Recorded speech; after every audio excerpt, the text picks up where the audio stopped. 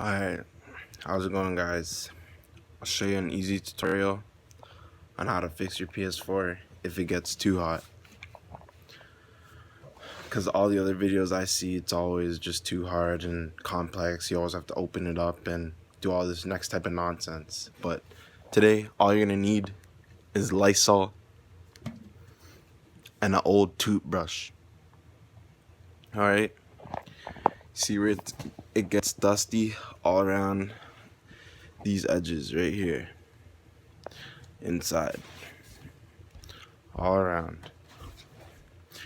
Grab your old toothbrush. Well, first get the Lysol, wipe all around the edges here, all around, wipe all this dust out, all that dust you see in there. Then grab said toothbrush, scrub around and around until the dust is gone. Alright, easy fix instead, and it works fine. It works beautiful. Just try it. Easy fix instead of opening it up and ruining it and all that crap, alright? You're welcome.